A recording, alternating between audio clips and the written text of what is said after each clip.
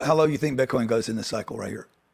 If it goes any lower, where does it go? I think it's pretty stable where it is right now. I mean, most of the liquidation selling is out of the system. I think we should rally from here. And then where do you think it ends? I don't believe in Ends the four-year year, cycles ends the year. anyway. I mean, I never believed in the 4-year I cycle. think that they might have had some credence in the first 12 years, but right now, the 4-year cycle is somehow based on the idea that 225 Bitcoin a day get taken out of the supply after the next halving. That's $22 million or $20 million of buying. Trust me, $20 million of buying. The market traded $100 billion yesterday. 20 million is not even a third order issue at this point. Yeah. The dynamics in the market are much more that, Jerome Powell thinks he wants to hold interest rates higher for longer, right? It's macroeconomics, it's political, it's structural. When IBIT's derivatives market went from 10 billion to 50 billion, it did that in 4 weeks. I mean, so those kind of things, when JP Morgan, offers 10 or $100 billion of loans against Bitcoin, that will dwarf the 4-year cycle. It's the actions of the mega finance actors that are determining the future of Bitcoin right now. And all the fundamentals are good. So my advice to anybody is, first of all, if you make decisions with a 12-month or less time frame, you're a trader. Yeah. If you're a trader, you're a trader. I have zero advice for you. Right. I'm not a trader. I'm not a good trader. Yeah. I don't purport to be. I have zero advice for you. On the other hand, if you're an entrepreneur or if you're an investor, you should have a time frame of 4 years or longer, 4 to 10 years. The 50-year mortgage proposal. What do you think? Bad policy, bad idea. Here's why.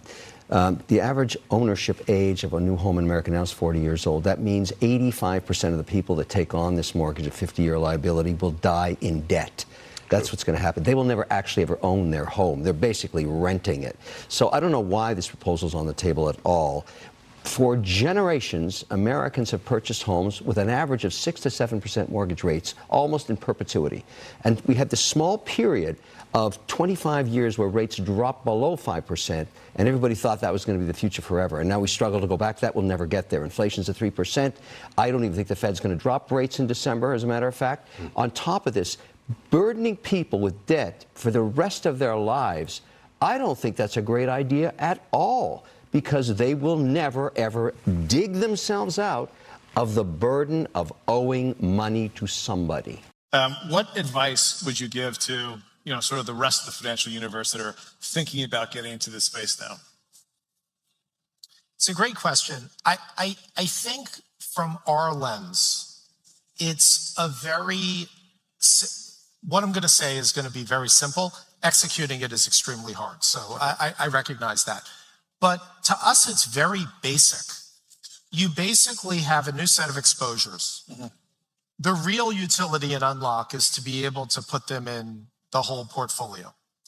And interestingly enough, I think you could turn the telescope around also and say, ultimately, how do you put these capital markets exposures in digital wallets? And how do you go? So if you think about the bridge strategy of this alternate digital asset universe and bringing it to the capital markets, I think it's naive to assume, and this doesn't have to be in a month, but if you look out over time, it's naive to assume that you don't also have to think through how do you bring the traditional capital markets to this alternative universe. And I think both connection points will define the next decade. I couldn't agree more. And the best example of it, by the way, was the ETFs. So we got all thrown a curveball in the last minute. There were no in-kind creates. And so we were forced to try and figure out how to make old world meet new world, right?